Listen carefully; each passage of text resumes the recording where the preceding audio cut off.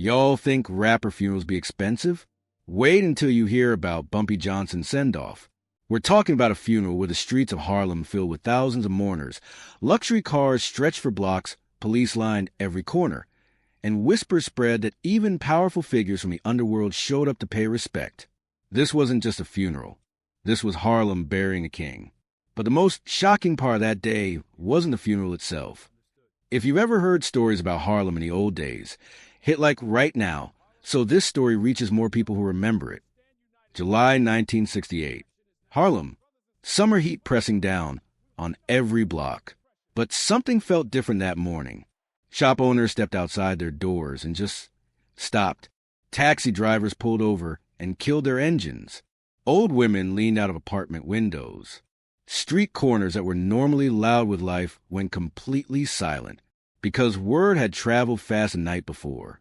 The way word always travels in Harlem, not through newspapers, not through radio, through whispers, through one neighbor telling another, through a look shared between two men on a stoop that said everything without saying a single word.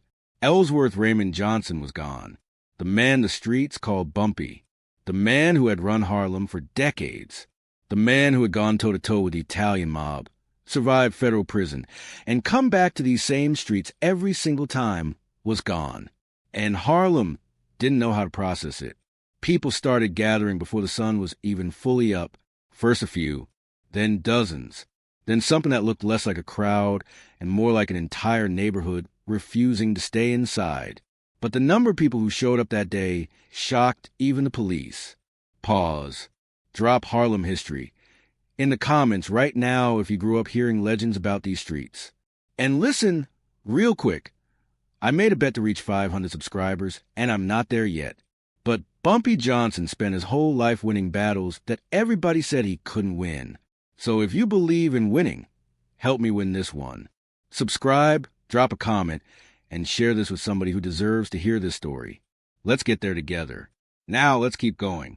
Now here's the thing about Harlem in 1968 that most people never talk about. When somebody powerful died, the neighborhood didn't just mourn. It revealed itself. Every face that showed up told you something. Every person standing on that sidewalk was making a statement without saying a single word. And what showed up outside that church on July 9th, 1968, told a story that no newspaper fully captured. Think about the people you would expect at a funeral like this. Maybe some tough-looking men in sharp suits. Maybe a few close associates keeping their heads low. Maybe a small crowd of people who knew him personally. That is not what happened. What showed up was Harlem itself. Grandmothers in their Sunday best, hands folded, eyes wet, standing on the same sidewalks they had walked for 30 years. Small children who barely knew the name but felt the weight of the adults around them and understood without understanding. Church women who had probably prayed for this man every single Sunday, not because he was perfect, but because he was theirs. Business owners locked their front doors and stood outside with their hands at their sides. The man who ran the barbershop on the corner. The woman who sold fresh fruit from the same spot every morning. The tailor who had probably pressed Bumpy's suits more times than he could count. They all came out. Taxi drivers, men who had seen everything the city had to offer, pulled their cabs to the curb and stepped out. Not because anyone told them to, because something inside them said this moment required them to stop moving. And here's what makes that image so powerful when you really sit with it. These were not people who lived criminal lives. These were working people. People who woke up before sunrise, put in long hours, came home exhausted, and did it all again the next day. People who in any other story would have had nothing to do with a man like Bumpy Johnson. But Harlem is not any other story. Because what those people knew, what the newspapers never quite got right, was that Bumpy Johnson had been something to this neighborhood that went beyond what he was on paper.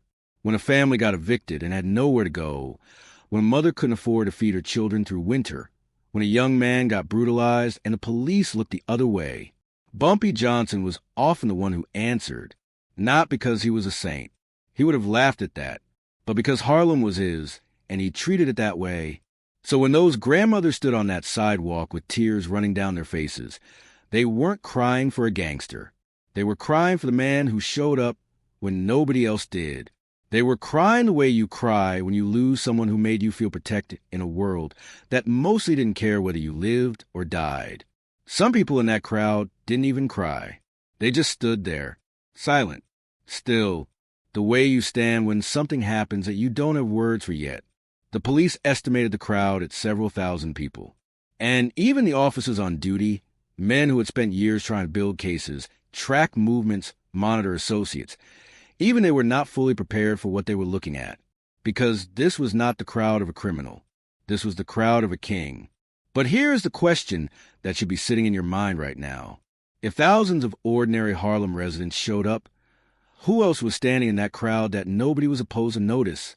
Because mixed inside all those grieving faces were men that law enforcement had been trying to locate, identify, and build cases against for years.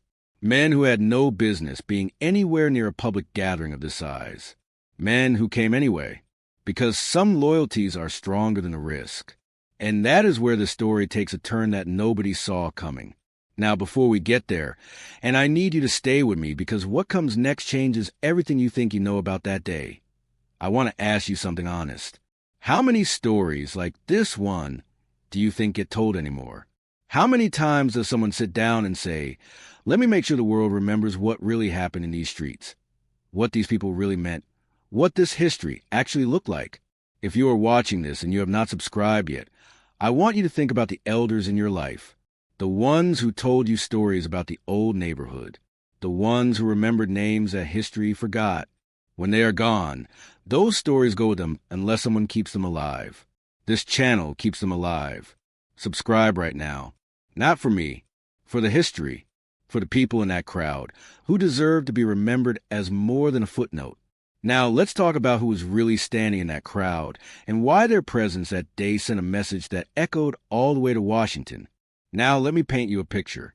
You are standing on a Harlem sidewalk in July 1968. The summer heat is sitting heavy on your shoulders. The crowd around you is already 3 and 4 people deep on both sides of the street. And then you hear it before you see it. The slow, low rumble of an engine moving with intention. Not fast, not rushing. The way something moves when it knows everybody is going to wait for it. The first Cadillac turned onto the block, and the crowd shifted without anyone saying a word. Long black, polished so clean that the morning sun caught it like a mirror. The kind of car that in 1968 Harlem told you immediately, whoever is inside, that vehicle did not get there by accident. The driver stepped out first. Calm, measured, he moved to the rear door and opened it with the kind of quiet precision that only comes from practice. And out stepped a man in a suit that cost more than most people in that neighborhood made in 2 months. He didn't look around nervously. He didn't rush toward the entrance. He stood for a moment, straightened his jacket, and walked forward like the crowd was expected to make way. And the crowd made way. Then came another Cadillac behind it. Then another. Then another. One by one they came, turning onto that block like a procession that somebody had choreographed but nobody had officially organized. Each car darker and quieter than the one before it. Each passenger stepping out with that same deliberate stillness. Men who had built their lives on never being seen in the wrong place at the wrong time. And here they were, in broad daylight, in front of thousands of people, in front of law enforcement that was already watching from every angle. And they came anyway. Ask yourself why a man who has spent decades avoiding cameras, avoiding public gatherings, avoiding anything that could put his face in a file somewhere. Ask yourself why a man like that would choose this moment to show up. The answer tells you everything about who Bumpy Johnson really was. Because in the world these men operated in, respect was the only currency that actually held its value. Money could be taken. Power could shift overnight. But the debt you owed to a man who had stood beside you when the walls were closing in, that debt didn't expire. That debt followed you until you paid it. And Bumpy Johnson had let a lot of people build up a lot of debt over a very long time, so they came to pay it. The faces stepping out of those cars represented something that law enforcement analysts would spend weeks trying to fully document. Figures from Harlem, figures from other boroughs, men connected to networks that stretched far beyond the streets of New York. Men whose names appeared in files that were kept in offices that the general public never knew existed. And they all walked through the same door, together, on the same July morning. Because whatever separated them in life, Bumpy Johnson's death had temporarily suspended all of it. The crowd watched every single car, murmuring, pointing quietly, recognizing faces that most people only knew by reputation. There was an electricity moving through that crowd that wasn't grief exactly. It was closer to awe, the feeling you get when you realize that the story you thought you knew was actually much bigger than anyone ever told you. But here is what nobody was fully prepared for. Every car that had arrived up to that point, as impressive as they were, had not caused the crowd to go completely silent, until one did. One car turned onto that block, and something changed in the air. The murmuring stopped. People who had been shifting and leaning and whispering to each other just went still, like the crowd collectively held its breath at the exact same moment, because whoever was in that car was not supposed to be there. Not in public. Not like this. Not where cameras could catch it and files could document it, and the wrong people could draw the wrong conclusions about what their presence meant. And yet there they were. And then one car pulled up that made the entire crowd whisper. Before I tell you who stepped out of that car, and I promise you, when I tell you, it is going to reframe everything you thought you knew about this funeral. Tap like right now if you're someone who actually appreciates real history. The kind that never made it into textbooks. The kind that the people who were there carried with them until the end of their lives and passed down in quiet conversations at kitchen tables. There are elders in your family right now who know pieces of this story, who remember the names, who were maybe even standing on that sidewalk that July morning. And one day those voices will be gone. The least we can do is make sure the story survives them. If this channel means anything to you, subscribe. Right now, before we go any further. Because what comes next is the part of the story that most people have never heard told the way it actually happened. And you do not want to miss it. Before we talk about who stepped out of that car, you need to understand something first. You need to understand who Bumpy Johnson actually was.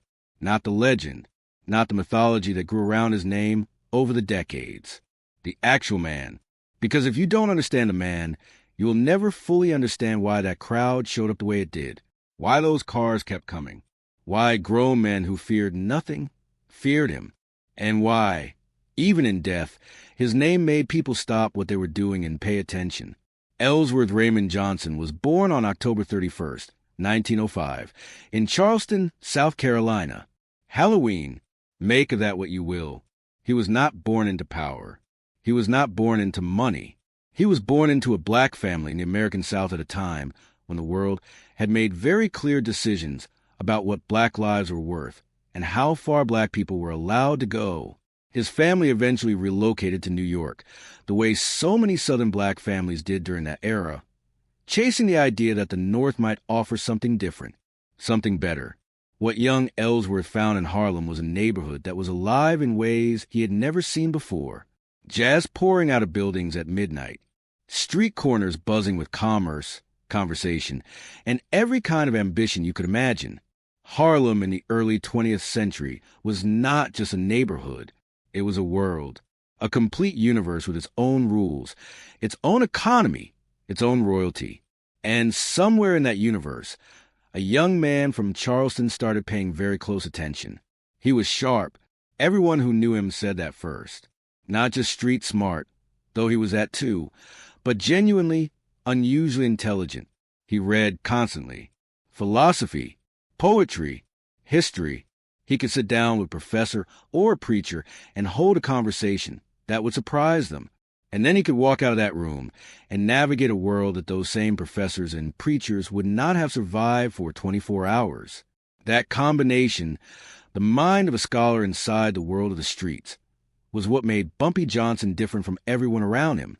He came up under the wing of Stephanie St. Clair, the legendary numbers queen of Harlem who had built her own empire and was not afraid of anyone, including the Italian organized crime families who were trying to muscle into the Harlem numbers game. Bumpy became her enforcer, her protector, the answer to anyone who thought a black woman running an independent operation in New York City was something they could simply take from her. He wasn't just muscle, though. He was strategy. When the pressure from organized crime became too heavy even for Stephanie St. Clair to hold back alone, it was Bumpy who sat across the table from Lucky Luciano and negotiated terms. Not as a subordinate, not as someone asking for permission, but as a man who had made it clear that the cost of not dealing with him would be higher than anyone wanted to pay. That negotiation alone changed the landscape of organized crime in New York City. Bumpy Johnson controlled Harlem's underground economy for decades after that. The numbers, the policy games, the flow of money through a neighborhood that the legitimate economy had largely decided to ignore. And while the law saw him as a criminal and arrested him repeatedly, sending him to Alcatraz on multiple occasions, the people of Harlem saw something more complicated than that. They saw a man who redistributed, who showed up at Thanksgiving with turkeys for families who had nothing, who paid rent for people who were about to lose their homes, who made sure that Harlem's money, at least some of it, stayed in Harlem. Was he dangerous? Absolutely. The people who crossed him found that out in ways they never forgot. But was he also something to that community that went far beyond what any government program ever offered them? Yes, without question. Yes. And here's the question that should be sitting with you right now. A man that powerful, that complicated, that deeply woven into the fabric of an entire neighborhood's survival, who on earth would be brave enough or bold enough to call him a friend in public? Because what many people didn't know was the unusual friendship Bumpy Johnson had with a civil rights leader that history almost forgot to mention. If you already know who I am talking about, drop his name in the comments right now. Let's see who's been paying attention. Most people, when they think about Malcolm X, think about the speeches, the fire, the uncompromising voice that stood in front of crowds and said the things that powerful people desperately did not want said out loud. They think about the man at the podium. What they don't think about is the man walking through Harlem on an ordinary afternoon, stopping on a corner, having conversation, listening more than he spoke. Because Malcolm X knew Harlem the way you can only know a place if you have lived in its bones. He had come up in these streets, had sold newspapers here, had watched the same inequality, the same neglect, the same slow grinding poverty that Bumpy Johnson had watched for decades. And when two men both loved the same neighborhood and both refused to look away from what it cost the people who lived there, eventually those two men find themselves in the same conversation. Malcolm X and Bumpy Johnson moved in worlds that looked completely different from the outside. One was the public face of a movement that was being watched by the FBI, by government officials, by the entire world. The other operated in the shadows of an underground economy and rarely sought any attention beyond what his reputation already commanded. But they talked, not about crime, not about politics in the way that newspapers would have framed it. They talked about Harlem, about power, about what it actually meant to protect a community when the system that was supposed to protect it had made clear over and over again that it had no intention of doing so. Malcolm X understood something that many people in the civil rights movement were still debating at the time. He understood that the people of Harlem were not waiting for permission to survive. They had built their own systems, their own economies, their own structures of accountability. And a man like Bumpy Johnson, whatever his methods, was part of how Harlem had kept itself standing when everything else tried to knock it down. There's a version of history that puts these two men on completely opposite sides, the righteous leader and the criminal kingpin. But the people who were actually in Harlem during those years will tell you that the line between those two descriptions was never as clean as history textbooks pretended it was. Bumpy reportedly told people close to him that he respected Malcolm deeply, that he saw in him something that he himself had never been able to fully become, a man who could channel the frustration of an entire people into something the whole world had to reckon with. Malcolm, for his part, never publicly distanced himself from the realities of what street life meant for the people of Harlem. He was too honest for that kind of comfortable separation. So when Bumpy Johnson died and those thousands of people filled that Harlem street, there were people in that crowd who carried both of those men in their hearts at the same time.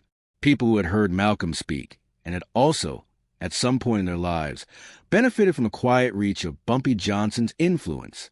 People for whom both of those men represented, in completely different ways, the The refusal to accept that Harlem's people deserved less than anyone else. Now here's where the story opens up into something even larger, because Malcolm X was extraordinary. His connection to Bumpy Johnson was surprising enough to stop most people in their tracks. But Malcolm X wasn't the only powerful person who respected Bumpy Johnson. Not by a long way. Share this video right now with someone in your life who loves history. The kind of history that happened in real neighborhoods to real people with real consequences. The kind that never made it into a version of events they taught in school. Because we're just getting started. Step inside that church for a moment. Leave the street noise behind.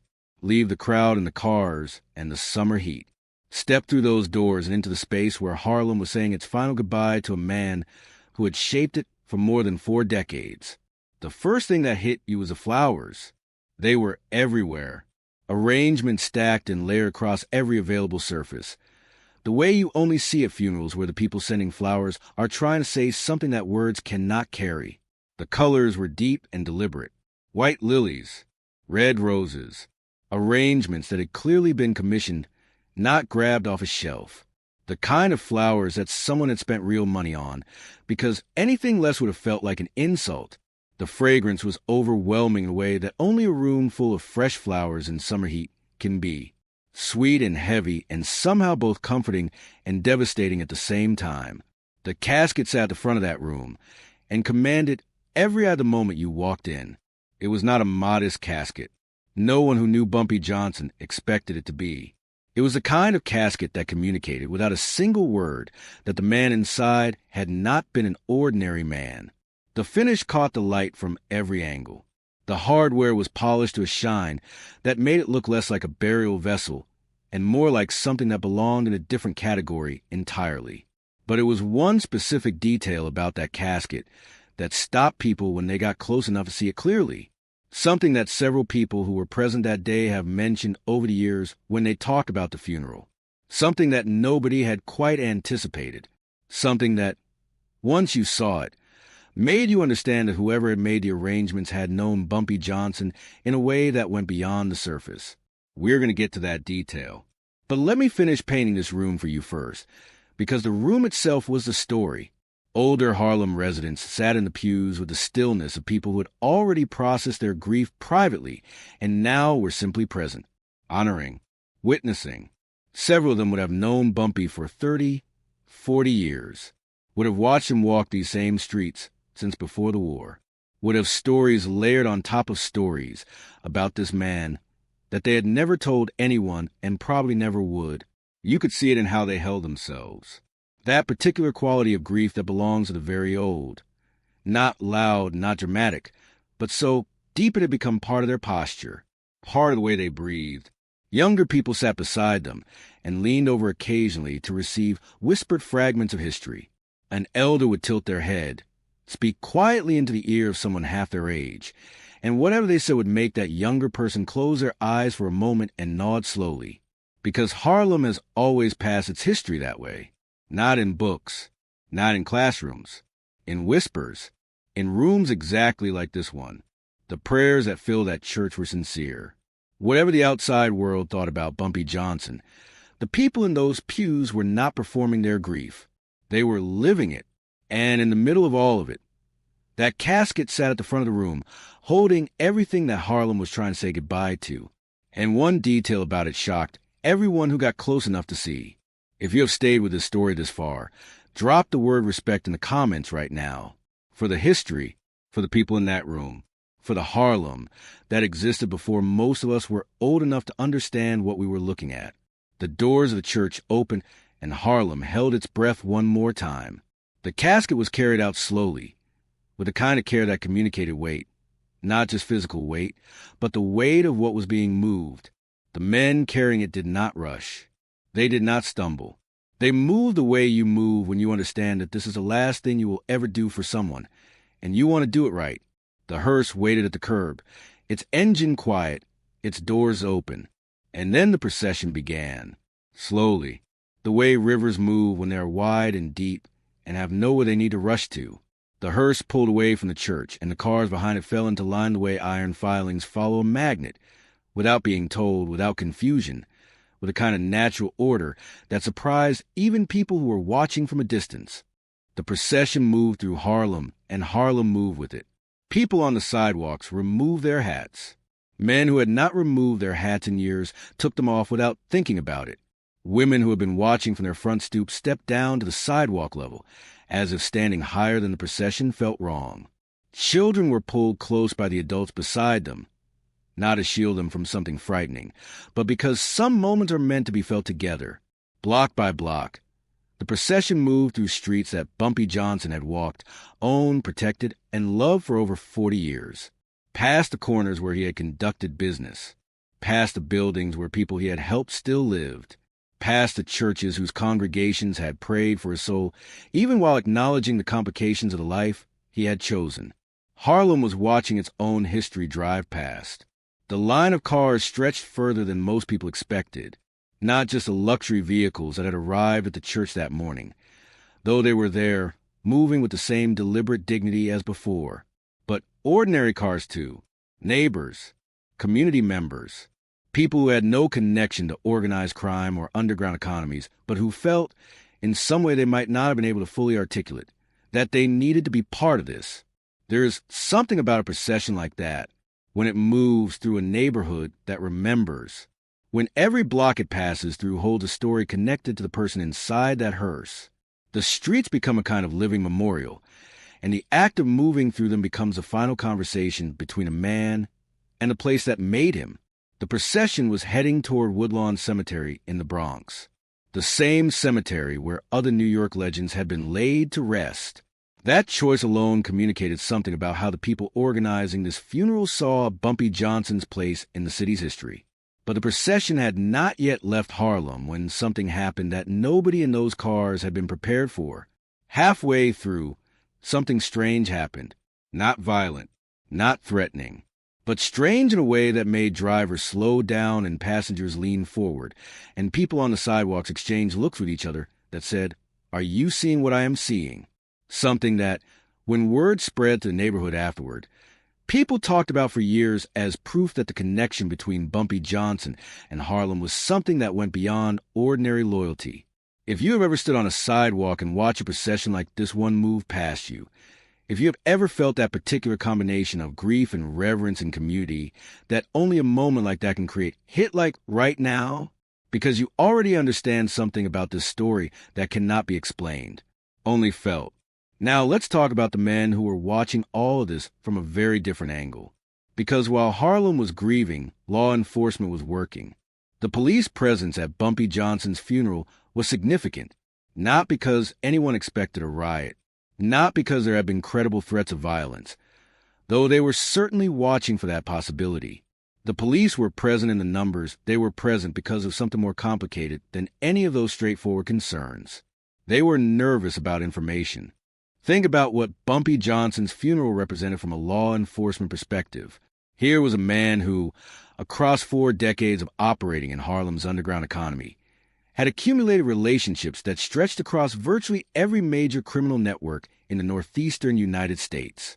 Men who normally kept themselves invisible, who had spent years making sure their names stayed out of reports and their faces stayed out of photographs, had reasons to show up to this funeral that outweighed their usual caution, which meant that Bumpy Johnson's burial was also, potentially, the single greatest gathering of organized crime figures that law enforcement had seen in years. The officers on the street were professionals. They maintained their positions. They did their jobs. But the ones who had been briefed on who might be attending understood that they were standing in the middle of something that their training had not entirely prepared them for. Because the protocol for a situation like this, a funeral that was simultaneously a genuine community mourning, and a gathering of figures who spent their lives actively avoiding any kind of official documentation, that protocol was not written down anywhere. It had to be figured out in real time. So they watched, quietly, carefully, and with the particular attention of people who have been told to observe without intervening, and who are not entirely sure what the line between those two things is on a given day. They watched the cars arrive. They watched the faces. They had photographers positioned to document who was present, a practice that was not publicly advertised but was absolutely occurring. They watched the procession leave the church. They followed at a respectful distance all the way to the cemetery. And when that procession finally arrived at Woodlawn Cemetery in the Bronx, and the gathered crowd assembled around the burial site for the final portion of the service, the officers who were present exchanged looks with each other that communicated something they would spend a long time processing afterward. What they saw at that cemetery was not what any of them had expected. Even the most senior officers present, even the ones who had worked organized crime cases for decades, even the ones who thought they understood exactly what they were dealing with when it came to Bumpy Johnson and the world he had occupied, what they saw at that cemetery shocked them. If you want to hear more true crime stories told the way the story deserves to be told, with the history intact, with the real people honored, with complexity that the actual events had, subscribe right now. There are stories in this channel that you will not find told this way anywhere else. Stories that the people who lived them passed down carefully, because they understood that history handled carelessly gets lost. And once it is lost, it is gone. Subscribe now. Stay with us. Because what happened at that cemetery is where this entire story comes together. Now here is something that happens at every great man's funeral that nobody ever fully anticipates. The cemetery crowd is always different from the church crowd. The church crowd comes because they knew him, because they loved him, because duty and grief and memory pulled them through those doors and into those pews. But the cemetery crowd, the people who follow all the way to the final resting place, those people are saying something else entirely. Those people are saying that they needed to see it through to the very end, that they could not go home until the last possible moment had passed. Nothing solid. And at Woodlawn Cemetery in the Bronx on that July afternoon, what showed up for Bumpy Johnson's final moment went beyond what anyone standing there had seen at any funeral in their lifetime. The gates of that cemetery could not contain it. People stretched beyond the entrance in both directions, back along the road, into the surrounding areas. People who had no realistic chance of getting close enough to see anything still came and defend ourselves against this oppression. Our unity is our greatest strength. In a way they could not have fully explained if you had asked them. Older residents who had made the journey from Harlem despite the heat and the distance and the physical difficulty of standing for hours. Younger people who had grown up hearing the name Bumpy Johnson spoken in a particular tone that told them, even before they understood why, that this was someone whose story mattered. The cemetery staff had never seen anything like it. In a place accustomed to grief, accustomed to crowds, accustomed to the business of final goodbyes, this was something outside their frame of reference. The logistics of managing this many people in this space had not been planned for, could not have been planned for, because nobody, even among the people who had organized this day down to its finest details, had fully accounted for the organic pull that Bumpy Johnson's name still had on the people who carried his legend in their bones. Law enforcement repositioned. Officers who had been stationed along the procession route were redirected to the cemetery perimeter, where the crowd was pressing against every available boundary. Not violently, not aggressively, just with the quiet, immovable weight of people who had decided that nothing was going to stop them from being here. And in that crowd, in that sea of faces pressing toward the gates, someone was standing that didn't fit the pattern of everyone else around them. Not obviously, not in a way that announced itself, but in that particular way that certain people carry themselves when they're used to being the most significant person in any room they enter. There was a stillness, a self-containment, a quality of presence that pulled the eye even when the person was doing nothing to attract attention. People nearest to this individual began to notice, and the noticing spread outward to the crowd the way awareness always spreads, silently, quickly, from one person to the next, until a ripple of turned heads and lowered voices moved through that section of the crowd like something passing through water. One man in that crowd caught everyone's attention. Stay with me, because this part of the story almost never gets told. And the reason it almost never gets told is exactly why you need to hear it. There is something you need to understand about how power moved in New York City in 1968. It did not move openly. It did not announce itself in press conferences or public statements.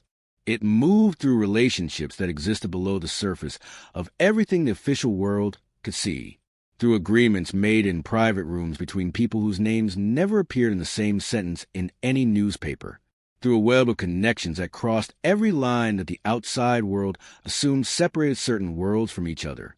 And Bumpy Johnson had spent decades positioned exactly at the center of that web, which is why, as the crowd pressed against the cemetery gates that afternoon, a rumor began moving through the people gathered there. Not loudly, not in the way rumors move when they want to be heard, in the quiet way, the careful way, passed from one trusted ear to another with lowered voices and eyes that checked the surrounding faces before the words came out. The rumor said that somewhere in or around that cemetery, either present or expected, was a figure connected to the organized crime networks that had shaped New York's underground economy for decades. A figure from the world of the Italian-American mob that had at various points been Bumpy Johnson's adversary, his reluctant partner, and ultimately his complicated counterpart in the business of running things that the legitimate world pretended didn't exist. Now you have to understand why this rumor carried the weight it did. The relationship between Bumpy Johnson and the New York mob was one of the most documented and least truly understood dynamics in the history of organized crime in America. On the surface, it looked simple. A black crime boss navigating a world dominated by Italian-American families who controlled vast territories and resources. The simple version of that story is about conflict and survival, but the real version is more complicated and far more interesting. Bumpy Johnson had done something that almost no one in his position had ever managed to do. He had made himself not just tolerable to those power structures, but genuinely necessary to them. He understood Harlem in ways that outsiders never could. He controlled networks that connected the pipelines those organizations needed. And he had demonstrated repeatedly, through decades of survival that defied every reasonable expectation, that he was a man whose word, once given, held. That kind of reliability is rare in any world, in any era. So the rumor that a powerful figure from that history might come to pay final respects, not officially, not publicly, not in any way that could ever be documented or confirmed, was not as far-fetched as it might have sounded to someone who didn't know the full texture of these relationships. People who had stood at the intersection of those worlds their entire lives did not dismiss it. They whispered it to each other and watched the faces moving through that crowd and wondered. But nobody could confirm if that rumor was true. And that uncertainty, that space between what people saw and what they could prove, is where legends are born, is where a man's story stops being just history and becomes something that a neighborhood carries forward into every generation that comes after. If you believe legends like this still shape cities today, that the ghosts of old relationships still echo through the streets where they were formed, drop the words "history lives" in the comments right now, because this story isn't finished. Not even close. Then came the moment everything had been building toward. The casket moved slowly toward the earth, and Harlem went silent. Not the polite silence of a room trying to be quiet, a deeper silence. The kind that falls when thousands of people suddenly realize something final has happened. He was really gone. Men who had held their composure all day could not hold it any longer. Old men who hadn't cried in decades wiped tears from their faces. Women who thought their grief had already run dry discovered there was more waiting underneath. Across the entire crowd, hats came off, one by one and then all at once. A simple gesture of respect that connected that summer afternoon to something ancient. The universal act of honoring a life that had truly mattered. The prayers were spoken. The earth received him. And just as the crowd began to exhale, just as people started adjusting their coats and preparing to leave, something strange happened. Nobody moved. Thousands of people stayed. They stood there talking, sharing stories. Stories about the man who had shaped Harlem for decades. Stories about the winter he helped struggling families. Stories about the quiet deals that kept certain blocks safe. Stories that overlapped, contradicted, and slowly formed a portrait far more complicated than legend. For hours the crowd lingered. But as the sun began to fall, and people finally started making their way home, a whisper began moving through the remaining crowd. Something had happened, or was about to happen. The real shock came later that night. If you've stayed this far, you're not a casual viewer. You're the real audience. So subscribe now, because what happened after dark at that cemetery is the part of the story almost nobody talks about. When the cameras were gone, when the police had left, and the cemetery gates had closed, unfamiliar cars began appearing nearby. Quiet ones, Witnesses later said 2 or 3 figures were seen standing near the fresh grave before disappearing back into the darkness. No flowers, no speeches, just silent respect. And here's the part that still raises questions decades later. Those visitors were never identified, not in any police record, not in any official report, which leaves one question that Harlem has debated for generations. Who came to that grave that night? Some believe it was powerful figures who could never show their respect publicly. Others say it's just legend. But here's what researchers later discovered that shocked everyone. For decades, official reports said the funeral crowd was only a few hundred people. But witnesses tell a completely different story. Thousands filled the streets, possibly tens of thousands lining Harlem and the Bronx, one of the largest spontaneous gatherings the neighborhood had seen in years. And yet, that still isn't the biggest mystery. The real mystery is the faces no one photographed, the names that never appeared in any report. Investigators later suggested that representatives from nearly every major power structure in New York may have been present, quietly, indirectly, or after dark. Political figures, business figures, underworld figures, even people whose careers depended on never being seen there. None of it can be proven, and maybe it never will be. But that unanswered question might be the most fitting tribute of all, because sometimes the size of a man's life is measured not just by what we can prove, but by the shadows it leaves behind. Today, more than 50 years later, people still visit that grave at Woodlawn Cemetery. They come looking for the truth behind the legend, and maybe that's the real legacy. Harlem remembered, and through stories like this, history still lives. If this story meant something to you, subscribe before you leave, because there are many more hidden stories like this one, stories the official record never fully told. And the next one might surprise you even more. Final reveal. Some historians say the funeral wasn't just a goodbye. It was Harlem showing the world something deeper. Respect. And if the streets of Harlem could talk today, they might tell stories about that funeral we still haven't heard. Fear and loyalty that lasted long after death. If you want more hidden crime history like this, subscribe now, because the next story might be even bigger.